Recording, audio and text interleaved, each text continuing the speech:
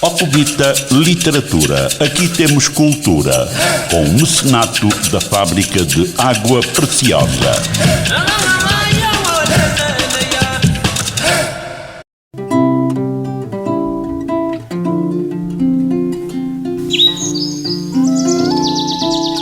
Academia de Autores da Willa. Projeto de Desenvolvimento da Literatura na Willa. É um projeto que visa promover o desenvolvimento da literatura na Willa e em Angola. Este projeto tem como objetivo a recolha de obras e trabalhos de escritores e candidatos a escritores para possível publicação em livros digitalizados, e-books e posterior divulgação nas escolas da província e público em geral. Estes e-books serão distribuídos de forma gratuita. Podem ser guardados e lidos em computadores, tabletes, pendrives, CDs e telefones. Qualquer pessoa que tenha trabalhos escritos ou queira desenvolver sua escrita pode aventurar-se e enviar seus trabalhos. Escrever é uma doação e uma paixão.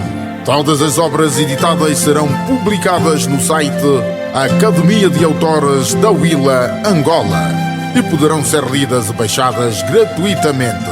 Os trabalhos e obras terão de estar digitalizados em Word Verdana 12 e devem ser enviados para o seguinte endereço eletrónico: escritores.willa@gmail.com. Apoio Fábrica de Engarrafamento de Água Preciosa.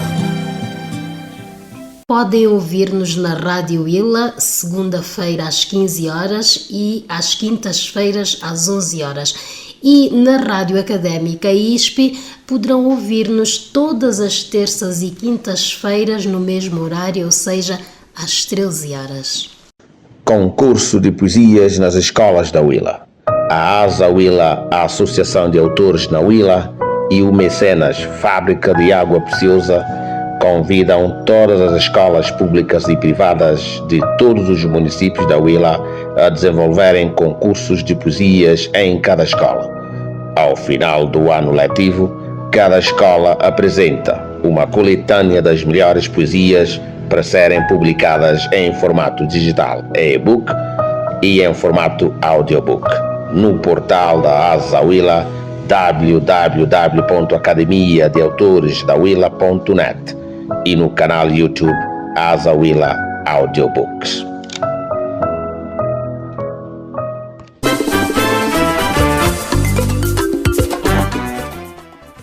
Senhoras e senhores, amigas e amigos, caros ouvintes, os convidados dos nossos ouvintes, uma saudação a esta hora. Já sabemos que acabou de sintonizar esta rádio para o programa Ocovita Literatura.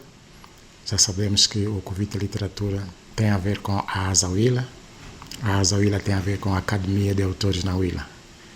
O nosso propósito é promover a literatura e promover os literatas locais, a fim de que todo o sol brilhe para eles e eles também, captando o brilho do sol, possam irradiar este brilho e este calor para todas as redondezas da região. Então, mais uma vez, a nossa saudação. Já sabemos que estão na técnica os engenheiros Caetano Borges e Muquerengue Cardoso, na palavra Xia KPMK. O nosso convidado especial para hoje, para este programa, para a vossa satisfação e nossa também, é nada mais nada menos que o doutor Ferreira João Maximiano, ele que é filho de João Maximiano e de Maria Francisca Reis, e eu pus entre parênteses, sem ele ouvir, Maximiano,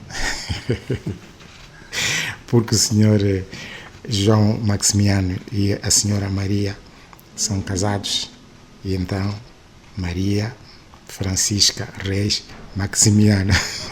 Certo. O nosso autor Ferreira João Maximiano nasceu no famoso bairro do Sambizanga, na província de Luanda, e isto deu-se num dia do mês de dezembro. E então já sabemos que isto também significa um convite, porque no mês de dezembro temos a festa do nascimento de Jesus, mas também temos a festa do nascimento do nosso ente querido João Maximiano, Ferreira João Maximiano. Então, neste mês de dezembro teremos muitas festas e estamos todos convidados para estas festas. Sem mais delongas, o nosso autor, o nosso amigo Dr. Ferreira João Maximiano acaba de lançar há bem poucos dias uma obra literária de cunho científico com o título Habilidades Sociocognitivas em Crianças com Necessidades Especiais. Esta obra, de aproximadamente 100 e tal páginas, é início de um percurso que esperamos seja airoso, pois que esta temática tem ainda muita tinta para fazer correr, porque já sabemos que o problema das habilidades sociocognitivas direcionadas para as pessoas com necessidades especiais tem sido muito badalado, mas, na verdade, o badalamento é muito mais do que as realizações daquilo que as badaladas recomendam. Só para lembrar, há uma declaração de Salamanca, Espanha, que reuniu cerca de 88 representantes de chefes de Estado, para além de mais de 2 dezenas de organizações não governamentais, cujo foco é também fazer alguma coisa a favor das pessoas portadoras de necessidades especiais. Mas, no fundo, todas essas recomendações, apenas se um quinto, um sexto, talvez, têm sido concretizadas por este ou por aquele governo, mas mesmo assim um pouco timidamente, quando dá na cabeça, quando há uma visita de algum estrangeiro que a gente desconfia que seja também um inspetor, então lá fazemos qualquer coisa. Então nós queremos acabar com esta nuvem sobre as pessoas que portam necessidades especiais. Queremos acabar com esta nuvem e queremos que os apoios sejam automáticos para que estas pessoas não se sintam nunca, em nenhum segundo, desprezadas, abandonadas, deixadas à sua sorte, etc. Então, por isso, esta obra está cheia de muita importância e foi escrita com muita habilidade e direcionada a todos os pais encarregados de educação e também aos professores, vigilantes e outros amantes da especialidade, para que possamos juntos dar as mãos e criarmos um mundo melhor para cada uma destas pessoas portadoras de necessidades especiais. E então está apresentado assim o nosso autor, está também feita uma resenha a respeito da obra, mas agora vamos passar propriamente a palavra para o nosso autor para nos dizer algumas coisas a respeito do porquê da obra, do porquê que só agora a obra, mas antes disso vamos fazer um pequeno historial a respeito das condições técnicas, condições intelectuais, condições científicas e acadêmicas que foram reunidas para que agora chegasse ao ponto de elaborar esta obra. Então vamos começar com a primeira questão. Dr. Ferreira João Maximiano, ainda se lembra dos seus estudos primários? Sim, lembro-me, efetivamente. Os nossos ouvintes querem saber alguma coisa sobre isto. Muito obrigado. Bom dia, auditório. Bom dia, ouvinte. Ainda me lembro da minha infância, ou do ensino primário, porque foi feito num bairro onde, no entanto, é um bairro já com o nome de operário. Portanto, é um bairro que residia muitos operários naquela altura, chamava-se mesmo bairro operário. Portanto, naquela altura pertencia ao distrito urbano do Sambizanga e hoje me parece pertencer às Ingombotas. Após o ensino primário naquela escola de Funzo, hoje 173, fui para o 1º de Maio e passava o ano de 1982 quando, numa dessas viagens para a escola, então fui incorporado nas Forças Armadas, na altura, Forças Armadas Populares de Libertação de Angola, FAPLAS. Foi incorporado quando se dirigia para a escola? Para a escola. Fui... Ia a pé ou ia de... Ia a pé, e lá encontrei... Um controle da Polícia Militar. Da Polícia Militar naquela altura. Boina Vermelha. Exato, Boina Vermelha. E que na altura só diziam papel com foto. Papel com foto. Exatamente. Você não tinha esse papel com foto? Tinha o papel, mas não é aquele que eles queriam. Eles só queriam o bilhete de identidade. O bilhete de identidade. Oh, papel com foto tinha que ser só o bilhete de identidade. Só tinha que ser bilhete de identidade. Qualquer outro papel naquela altura não tinha valor. E então, para quintal da Jeep? Subi num Kamaz. O Kamaz, no mesmo dia, 5 minutos depois, fomos transportados para o aeroporto internacional. Tinha quantos anos nessa altura? 16 anos. 16 anos? Certo. Era criança? Era criança, mas eles não quiseram saber da idade, porque para eles só valia o bilhete.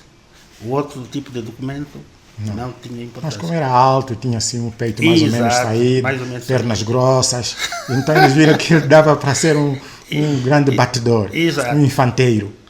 E aí, neste dia, fomos parar em Benguela, no Centro de Instrução Rodoviária Militar de Benguela.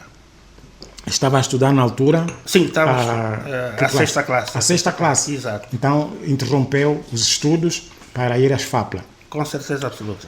Porque foi apanhado. Exato. Foi autuado. Rusgado naquela altura. Foi rusgado. Chamava-se rusga. Rusga. Exato. Até Benguela. Até Benguela. Incorporado. E fez a recruta mesmo em Benguela? Fiz recruta em Benguela, no Centro de Instrução Rodoviária Militar. E depois de 6 meses, por ter sido um aluno aproveitado, fui encaminhado para a Escola de Sargentos no Lobito, onde concluí a especialidade de condutor mecânico de BRDM2 e BTR-60PB.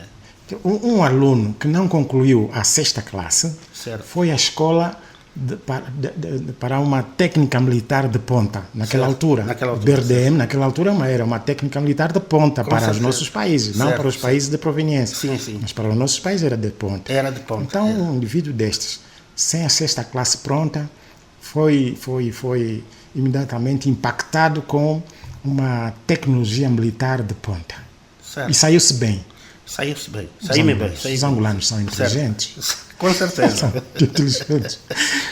De facto, os angolanos... Foi uma proeza. É. BRDM. BRDM. Sem ter feito a sexta classe. Sem ter feito a sexta classe na altura. São milagres. É verdade. E depois dali, vi para a 5ª Região Militar, colocado na área do Curvelai, onde estava uma companhia de reconhecimento. E aí permanecemos até a invasão sul-africana de dezembro de 84. E ali recuamos para a Jamba Mineira. Da Jamba Mineira viemos aqui para o Lubango e ali fundamos o Centro de Instrução de Reconhecimento Profundo do Estado-Maior-General na 5ª Região Militar. Na altura, o diretor da escola chamava-se Paulo César Fernandes, primeiro-tenente Paulo César Fernandes. E ali, depois, houve necessidade de mudar de especialidade. Fui para a escola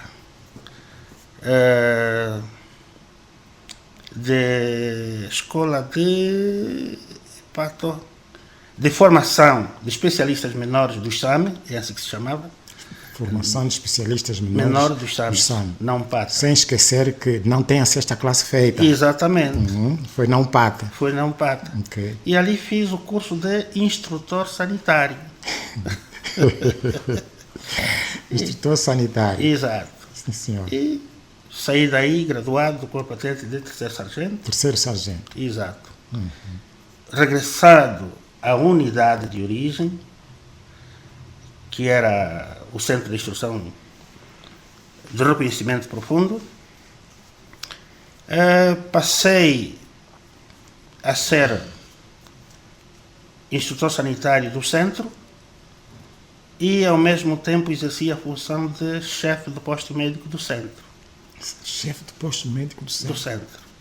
Aplicava injeções também? Exatamente. E passava receitas? Passava receitas, fazia consultas. Sem a sexta classe? Sem a feita? sexta classe. Isto- E, felizmente, nunca tivemos um desastre de alguém morrer no nosso posto. Sim, Nunca senhor. tivemos esse problema. Que bom, né? Obrigado. Durante aquele...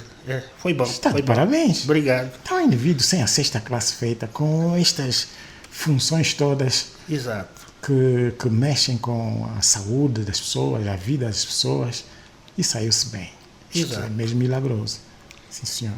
Depois, quando verificamos que, na altura, havia condições já para continuarmos nossos estudos, então fomos ao campo de dezembro, na comuna da Huila, onde depois conseguimos concluir a sexta classe,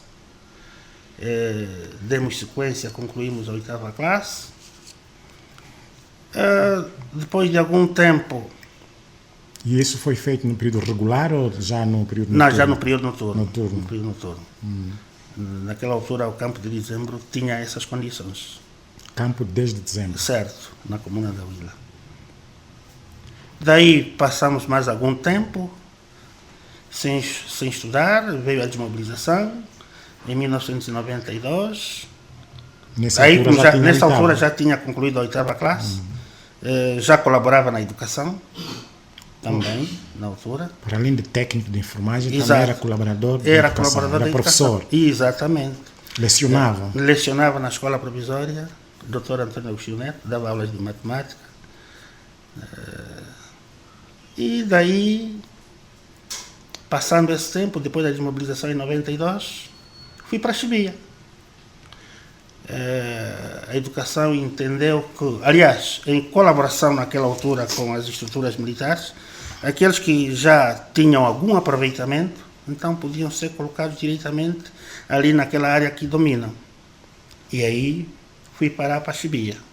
Mas passando algum tempo naquela altura, as condições não eram aquelas mais desejadas na educação. Por quê? Porque o aluno chegava a vestir melhor que o professor na sala. Exatamente, eu lembro-me desse tempo. Exato. Mas ganhávamos milhões naquela altura. Mas, É verdade.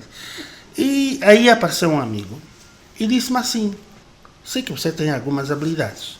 Por que que tu, em vez de estás assim a sofrer tanto, enquanto não tens mulher, deves criar melhores condições para depois não passares mal? Porque ali onde estás, estou a ver que estás a passar mal. E qual é a proposta? Não, tu vens para a minha empresa e a minha empresa vai te colocar como cobrador num dos carros, naquela altura era IFA o carro. bife. Exato. Num dos carros, e depois, quando houver vaga para motorista, você avança. Porque sabemos que você sabe conduzir. Está bem. Assim aceitei a proposta. Portanto, eu ganhava 80 milhões naquela altura e a proposta foi para 400 milhões. Portanto, era um salto. E não hesitei. E andei nessa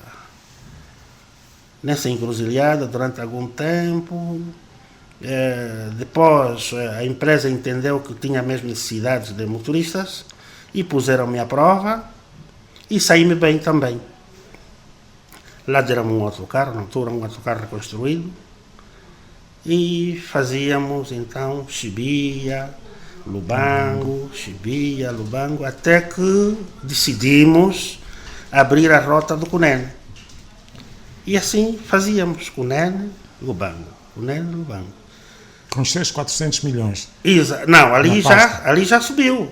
Para Ok. motorista Para já motorista não era já- 400, dependia da produção. Ok. E tínhamos uma percentagem de até 25%. Sim, senhor. Exato. Valeu a pena estar ali como professor, Isso. com aquela chatice toda diante dos alunos e não tinha esse dinheiro todo.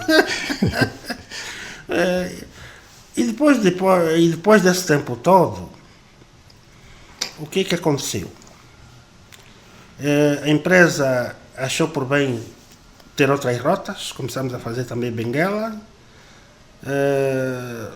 Depois a empresa também faliu um bocadinho e depois dessa falência eu mudei de empresa. Fui para outra que chamava-se Ilimab Transporte. Eu conheci. Exato. Conheci essa empresa.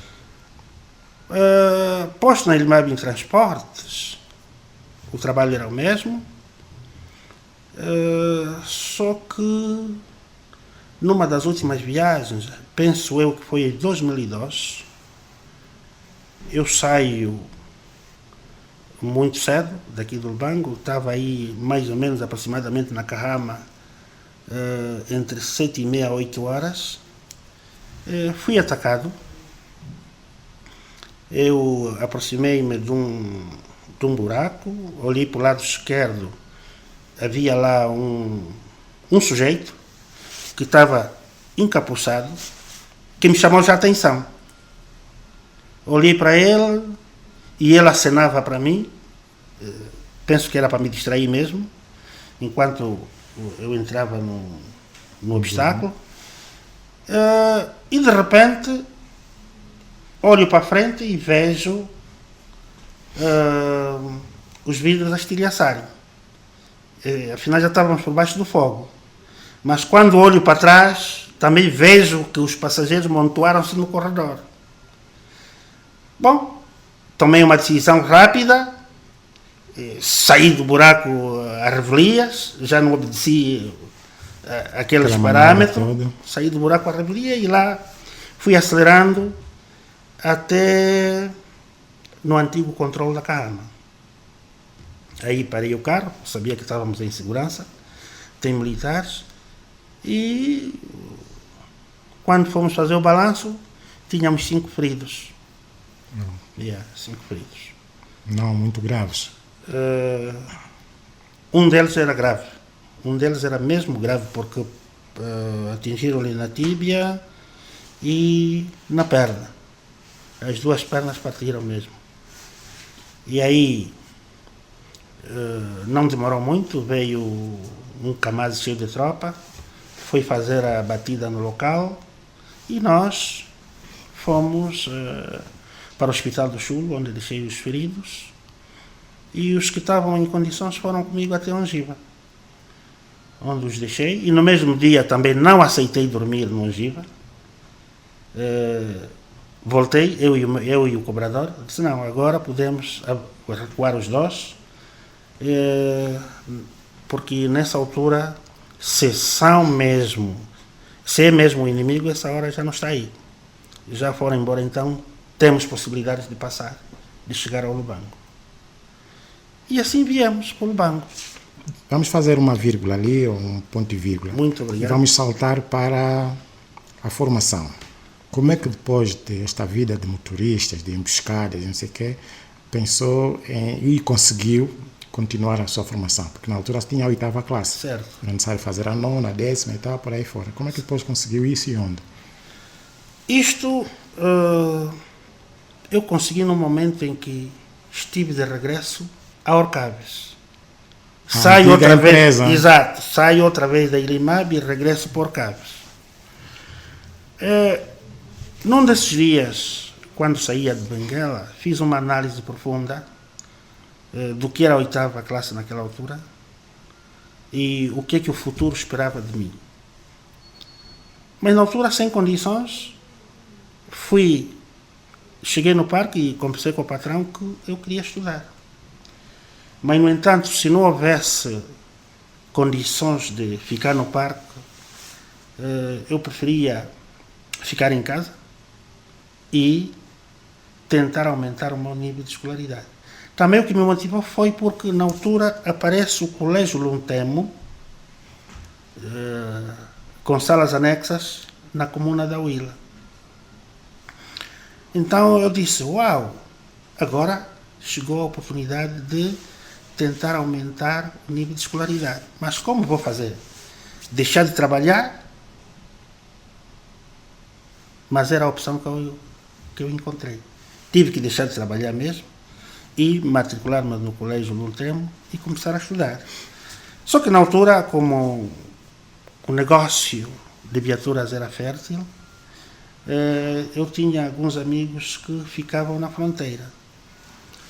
E quando houvesse carros para transportar da fronteira para Luanda, da fronteira para qualquer parte do país, eles davam-me um sinal.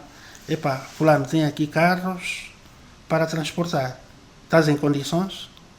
Eu não despedia, fugia da escola e ia transportar os carros, que ficasse aí 3, 4 dias ou uma semana, de regresso ia para a escola.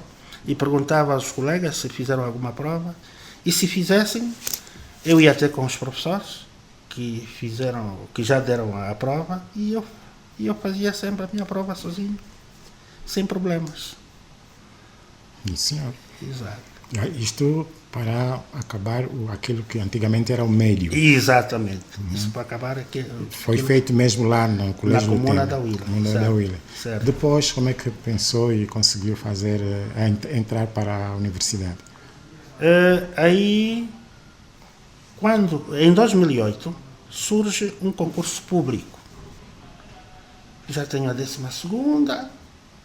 Agora surgiu o concurso público. Bom, vou tentar. Tentei e fui bem sucedido. Começo, 2 meses depois, começo a trabalhar. Eu disse, uau, agora comecei a trabalhar. Bom, deixa ainda consolidar, criar algumas condições, algum fundo, para ver se começo a estudar. Ok, assim, passou 2008, 2009, 2010. Eu disse, não pode. 3 anos de repouso é muito. E costuma-se dizer que o feitiço da educação é apenas estudar. Logo, em 2011, fui para o ISED tentar a sorte. Bom, lá encontrei algumas pessoas que diziam que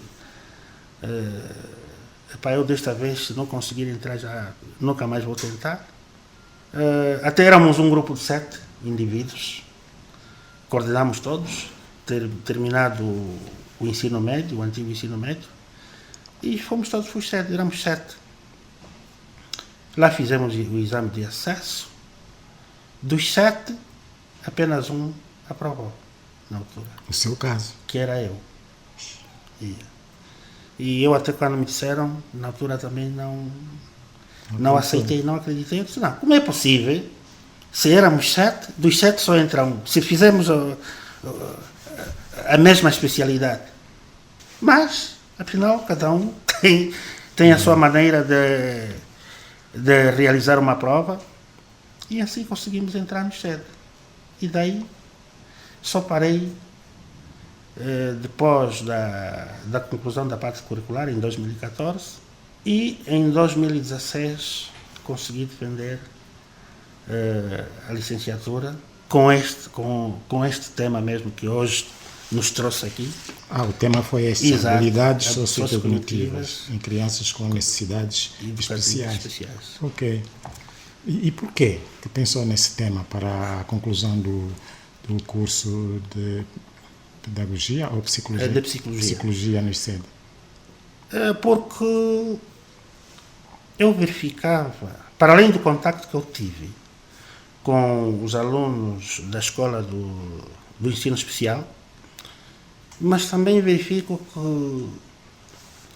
verifiquei que ao longo dos anos tivemos sempre pessoas com necessidades educativas especiais em algumas escolas, onde eu na altura também era professor, mas não percebia exatamente como lidar com aquelas crianças.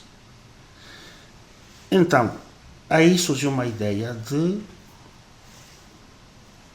para além de eu pessoalmente não poder lidar com essas pessoas, e hoje tive o contacto de ter a possibilidade de ter o contacto com essas pessoas, E aprendi que é necessário, no entanto, despertar as habilidades dessas pessoas, porque hoje o mundo nos mostrou que ninguém é incapaz de realizar qualquer sonho, seja quais forem as condições. E então, por quê? Porque verificamos que os professores na altura, ou se calhar até agora, nas escolas de ensino especial, não têm metodologias eficazes para lidar com crianças com necessidades educativas especiais. Durante a sua formação no ICED, não teve uma cadeira que tratasse desse assunto? Tivemos, sim, problemas de aprendizagem. Tivemos contato com a disciplina de problemas de aprendizagem. Ali se abordam alguns Exato. aspectos relacionados com o fazer educação, Exato. o ensinar junto junto das crianças portadoras de necessidades educativas especiais. Exatamente. Porque há problemas de descalculia, por exemplo, problemas de dificuldades, da própria dificuldade de aprendizagem, e aí o professor tem que saber, tem que ter mais metodologias para poder dirigir, para poder direcionar, orientar este aluno com problemas de deficiência ou então dificuldades de as necessidades educativas especiais. E durante a sua formação nesta cadeira, tiveram também algum contacto prático ou foi apenas teórico? Não, tivemos também um contacto prático com os alunos da Escola de Ensino Especial. Daí que não hesitei em ir fazer o estudo na Escola de Ensino Especial. Exato. E quanto ao aperfeiçoamento técnico material durante o tempo da sua formação nesta cadeira, o ICED conseguiu satisfazer esta necessidade? Se nas aulas inerentes a esta temática tinham também já os materiais necessários para que o professor pudesse manusear e mostrar como se faz, como se utiliza? Não, aí foi apenas teórico? Aí foi apenas teórico.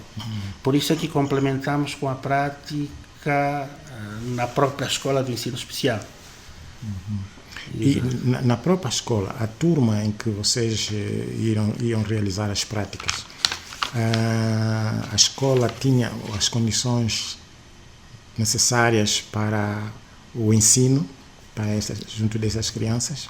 Não aquelas que necessariamente são as mais adequadas, mas as mínimas. As mínimas significa o quê? Quantas máquinas Braille, por exemplo, para uma turma de 20 pessoas, 20 crianças? Porque, sim, numa turma de 20 crianças, por exemplo, a ideia é que cada aluno devia ter uma máquina Braille. Mas não é o que acontecia na altura. Na altura, salvo erro, eu vi apenas 4 máquinas em cada turma. 4 máquinas. Então significa que ainda na altura Sim. havia graves problemas. Isto é grave, uma turma de 20 crianças com apenas 4 máquinas. Bom, estamos a falar das máquinas. E certo. Outro tipo de material para outro tipo de necessidades educativas também havia? Não, para os invisuais, para os surdo-mudos. Mas em pequeno número. Em pequeno número também. Então é um déficit que é preciso acomatar para que as crianças possam aprendendo na certo. base do manuseamento dos materiais que a escola deve colocar junto destas crianças. Ok. Com certeza. E depois surgiu então a ideia de transformar o seu trabalho de fim de curso em obra literária. Certo. Em obra literária, com alguns arranjos, alguns melhoramentos, certo. talvez. Então surgiu esta obra literária de cunho científico que foi lançada na passada sexta-feira no auditório do ICED Lubango. Como é que se sente sabendo que produziu uma obra e é uma obra que eu posso considerar especial porque aborda problemas de gente especial? Como é que se sente? Ainda não me sinto realizado, porque acho que este pequeno contributo, este ainda é um pequeno contributo para ajudar tanto os docentes das diversas escolas como as famílias, para que cada um de nós faça a sua parte e já não pejore uma criança com necessidade educativa especial nascida no nosso círculo. Então, para que cada um dê o seu contributo no melhoramento da atenção que a criança com necessidades educativas especiais merece. O seu livro aborda os aspectos relacionados com o bullying. Sabemos que a maior parte das crianças com necessidades especiais, que ainda não a parte educativa, certo, muitas vezes têm aquele receio de irem à escola, de saírem de casa, por causa do estigma que certo, roda à volta dessa problemática. E muitas vezes os próprios parentes, os familiares diretos, são eles mesmos que não aceitam, não veem bem que esta criança vá, porque não podem acompanhar. Então têm receio de que ela vá sozinha. E pode acontecer o pior. E aborda esse aspecto, tem algumas propostas a fazer sobre isto. Sim, fizemos, daí que demos algumas propostas que ali estão e que abordam a metodologia de lidarmos com essas crianças para que não sejam pejoradas. Porque se nós puxarmos o autoestima dessa criança, com certeza absoluta que ela nunca se vai inibir em qualquer sítio onde ela estiver. Isso cabe primeiramente aos familiares diretos, exatamente, encarregados de educação. Exatamente. Eles primeiro têm que estar autoestimulados, com certeza absoluta, para conseguirem passar esta mensagem ao seu educando, certo, ao seu familiar. Certo. E ali então fazer uma argamassa forte e a criança poder sentir-se normal para a realização desta atividade que é muito importante na sua fase de crescimento, que é a educação. Com certeza absoluta. E também os professores que vai encontrar na sala de aulas, ter aquela, não só a genica, mas aquela empatia, aquele amor pedagógico, aquele afeto pedagógico, com certeza absoluta, sem que signifique dó, piedade, pena, etc., né? Sim. Para que ela se possa sentir inserida normalmente, ao natural, no conjunto de outras crianças, suas colegas. Com certeza. Isto é extremamente importante, porque tem servido de elemento de inibição, porque seja na turma, consciente ou inconscientemente posta de lado, porque se formam grupinhos de conversa, mas ela não está integrada em nenhum grupinho de conversa. Certo. Se não estiver aí nenhuma outra criança com o mesmo tipo de necessidade, então ela está sozinha e isto desmotiva e pode começar depois a haver desistência escolar. Com certeza absoluta. E há uma aposta também nesse sentido, não é só? Temos várias propostas, por exemplo, se formos aqui à página 96, penso eu, temos aí as sugestões todas. Por exemplo, uma das conclusões foi que o desenvolvimento das habilidades sociocognitivas é não apenas um princípio com responsabilidade de valor ético, mas também um forte desafio que se vem impondo aos gestores das instituições do ensino especial. Isto é muito importante. Certo. Mas é certo que a sua obra rodou à volta das habilidades cognitivas. Certo. Né? Mas e outro tipo de habilidades? Por exemplo, as habilidades psicomotoras, habilidades socioeducativas, afetuosas. O que se passa com elas? Aqui também falamos, de facto, das habilidades de uma forma muito clara, porque fomos buscar conhecimentos de atores como Bandura, como Jean Piaget, que na altura já trataram desses assuntos. Pois, porque a formação da criança deve ser total. Exatamente. Pode ser em parcelas, porque ela não é uma parcela. Sim. Ela é uma totalidade, né? Com certeza, é um todo. Então tem que ser uma conjunção de todo tipo de habilidades. Com certeza. Para que ela saia do processo de ensino-aprendizagem e de educação de forma completa também, com uma visão e um foco diferentes em relação ao período anterior às aprendizagens. Com certeza. E assim se tornar num quadro de valor. Íntegro. Exatamente. E qual é a sua opinião? As escolas destinadas a crianças com necessidades educativas especiais já existem há um bom tempo na cidade de Lubango, na província da Huila. Certo. Até a esta parte podemos considerar que já temos ex-crianças, portanto adultos hoje, que já tenham feito o ensino médio e também o ensino superior. Tem acompanhado, embora não de forma investigativa, mas de forma cognitiva, a inserção destes quadros no mercado de trabalho? De facto, assim taxativamente não. Mas tenho uma ideia que o antigo diretor da Escola de Ensino Especial também foi nosso colega no ICED de Huila. Neste momento já está reformado. Agora, os outros, tive também um colega que nessa altura não tenho certeza exata onde é que ele se encontra.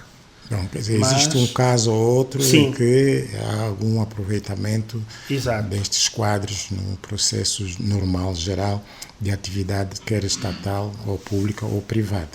Mas, assim, de uma forma mais cabal, portanto, uma instituição que vele pelo acompanhamento das formações dessas crianças ao longo do tempo, para um automático aproveitamento em jeito de quadros, já sendo quadros, um aproveitamento, para que não estejam deslocados. Com certeza. Então, acho que há qualquer coisa que não está a encaixar muito bem, isso deve caber às estruturas específicas do Ministério da Educação, do Ministério do Trabalho e Segurança Social, etc. Ter um controle, né, de quantos são os finalistas, quem são, onde estão, para que eles não tenham aqueles solavancos que os outros têm para conseguir emprego, não é? Para conseguir emprego. Com certeza. E seja imediatamente, efetua-se uma manga de aproveitamento imediato e automático dessas pessoas, com recomendações das próprias escolas em relação às suas habilidades, não é? Que foram acompanhadas cientificamente, academicamente e pedagogicamente também,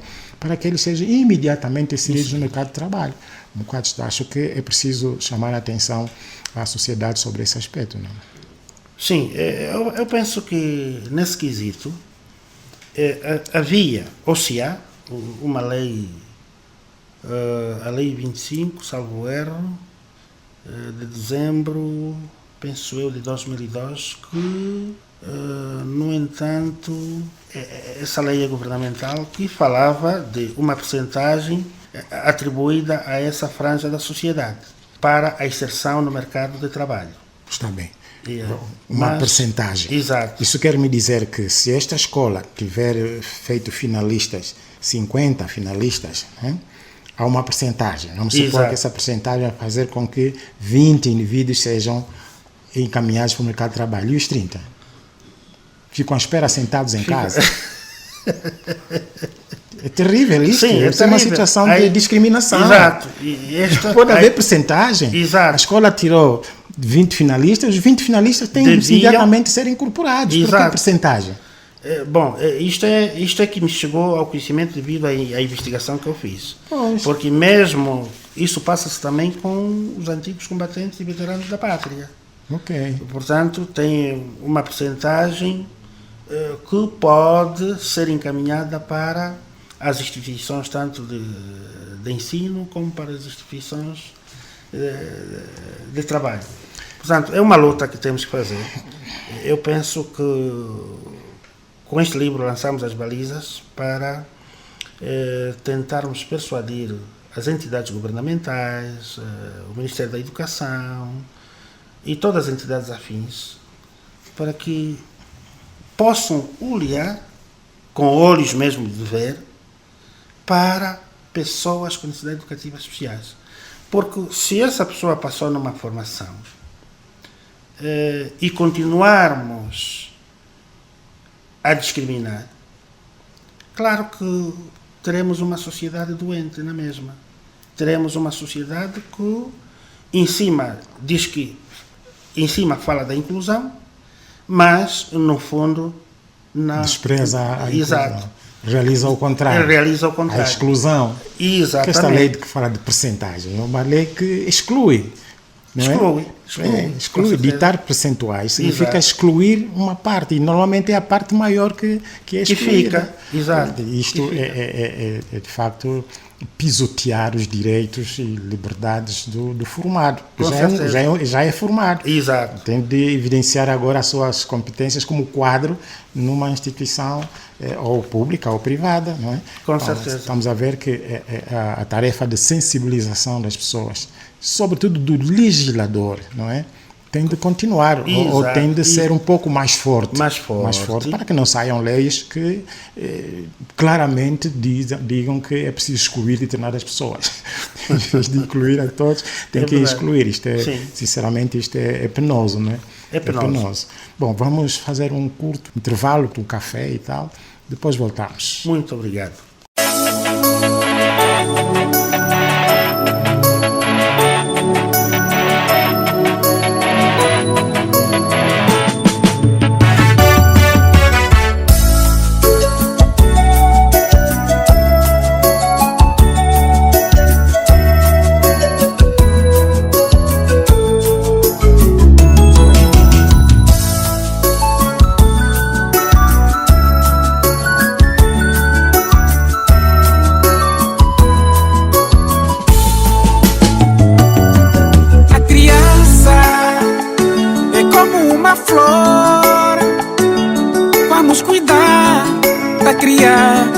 Como flor na nossa terra, crianças felizes, belas e saudáveis, cheias de felicidade. A criança é como uma flor, vamos cuidar da criança como flor na nossa terra. Crianças felizes, belas e saudáveis, cheias de felicidade. Nós queremos de verdade novas terras, novo céu, em que toda a humanidade viva na paz. Nós precisamos ter um sonho, realidade, fazer da terra o paraíso da bondade.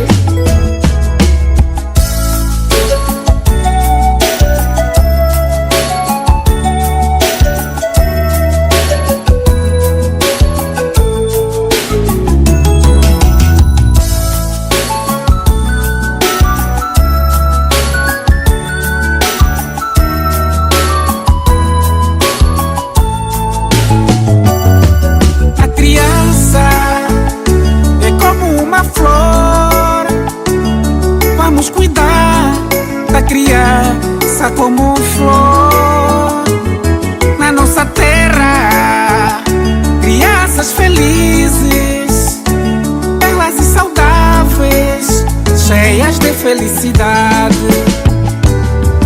A criança é como uma flor, vamos cuidar da criança como flor na nossa terra. Crianças felizes, belas e saudáveis, cheias de felicidade. Nós queremos de verdade novas terras, novo céu, em que toda a humanidade viva na paz.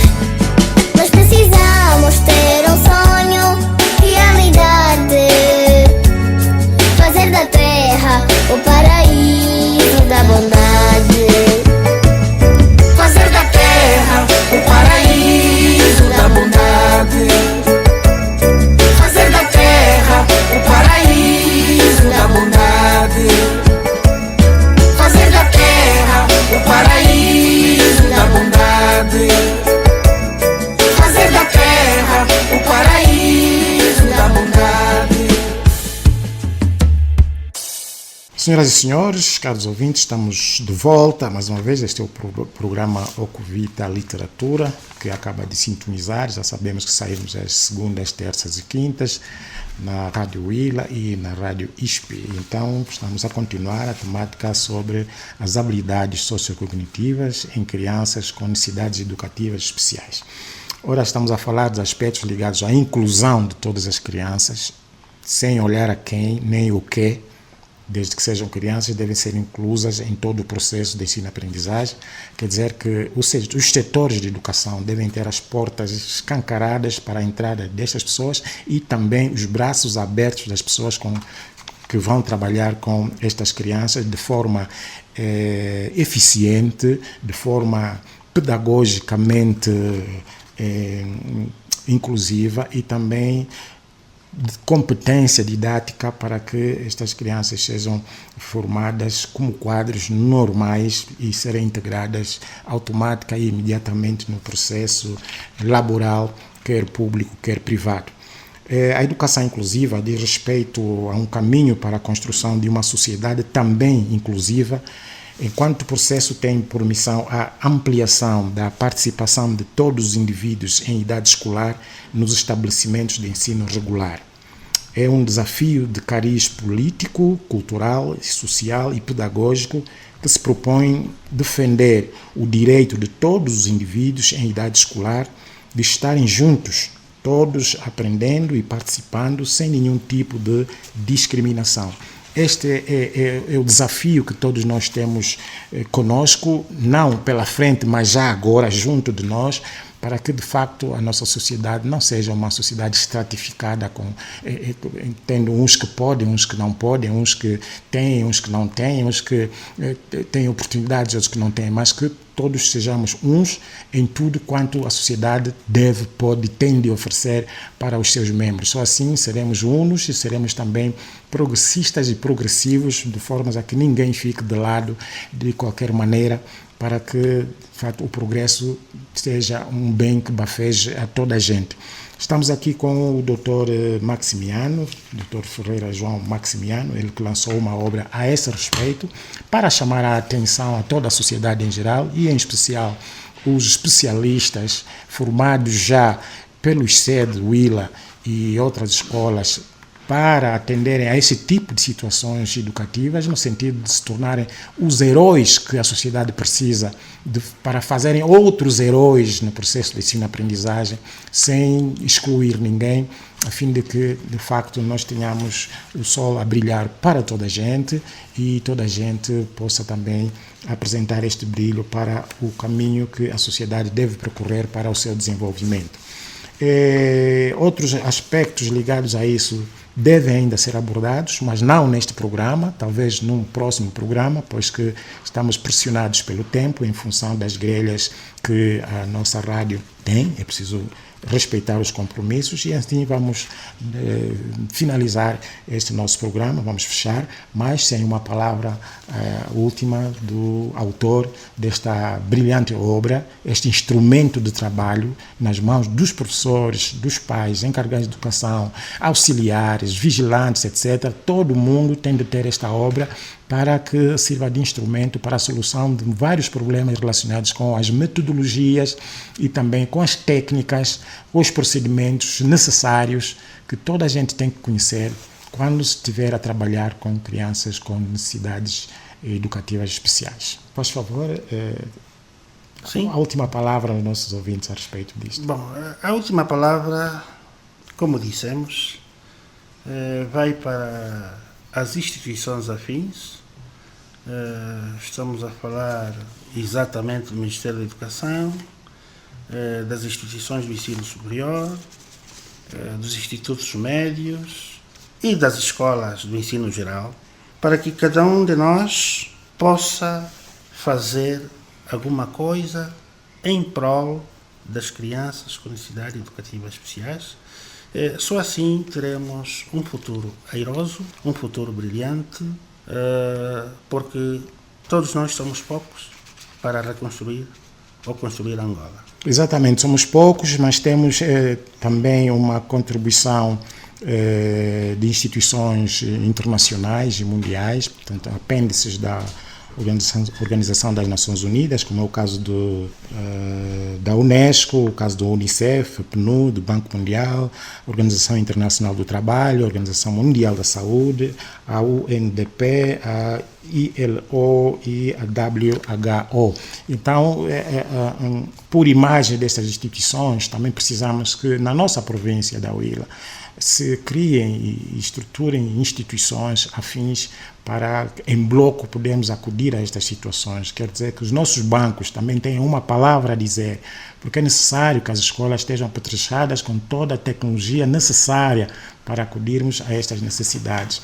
O Ministério da Saúde também tem que fazer parte desta comissão, de forma ativa, para que todos os problemas relacionados com isto haja o beneplácito dos técnicos da saúde, para junto das empresas que têm os dinheiros, os plafons de importação, poderem monitorizar a importação dos equipamentos necessários. Tem que ser com um especialista na área médica, não é? Para junto dos empresários fazer isto é necessário. E também as organizações juvenis, as organizações de mulheres, etc., não devem descurar que devem ter um gabinete para tratar destas situações, porque todos somos poucos enquanto combatentes para fazermos luta que se direcione à comatação das necessidades que as nossas crianças apresentam. Crianças e não só, também os adultos que passam por vicissitudes terríveis, e é preciso apoiar todas estas pessoas, porque todos somos poucos ainda em Angola, né? Todos somos poucos. Então, senhoras e senhores ouvintes, a nossa saudação a esta hora, e agradecemos por terem sintonizado o nosso programa Convite à Literatura. Despedem-se o Caetano Borges na técnica e o Muquerem Cardoso também na técnica. Eu que vos falei, Chia KPMK, o nosso querido autor. Muito obrigado. Franco Simiano. Obrigado. Até a próxima. Obrigado, Dr. Chia. Estamos juntos. Até a próxima. Concurso de poesias nas escolas da Huila. A ASA Huila, Associação de Autores na Huila, e o Mecenas Fábrica de Água Preciosa convidam todas as escolas públicas e privadas de todos os municípios da Huila a desenvolverem concursos de poesias em cada escola.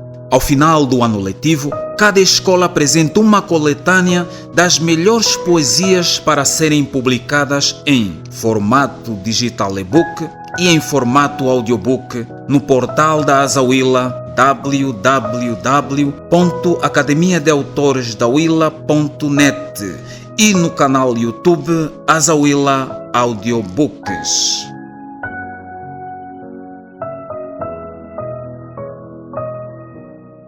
Podem ouvir-nos na Rádio Huila, segunda-feira às 15 horas e às quintas-feiras às 11 horas. E na Rádio Académica ISP poderão ouvir-nos todas as terças e quintas-feiras no mesmo horário, ou seja, às 13 horas. Academia de Autores da Huila. Projeto de Desenvolvimento da Literatura na Huila. É um projeto que visa promover o desenvolvimento da literatura na Huila e em Angola. Este projeto tem como objetivo a recolha de obras e trabalhos de escritores e candidatos a escritores para possível publicação em livros digitalizados, e-books e posterior divulgação. Qualquer pessoa que tenha trabalhos escritos ou queira desenvolver sua escrita pode aventurar-se e enviar seus trabalhos. Temas propostos: poesia, haikai, contos, histórias, contos infantis, temas científicos, romances, letras de música, ensaios, crônicas, artigos, peças de teatro, filosóficos, artes plásticas e etc. Todas as obras editadas serão publicadas no site Academia de Autores da Huila, Angola, e poderão ser lidas e baixadas gratuitamente. Os trabalhos e obras terão de estar digitalizados em Word Verdana 12 e devem ser enviados para o seguinte endereço eletrónico: escritores.huila@gmail.com. Apoio: Fábrica de Engarrafamento de Água Preciosa.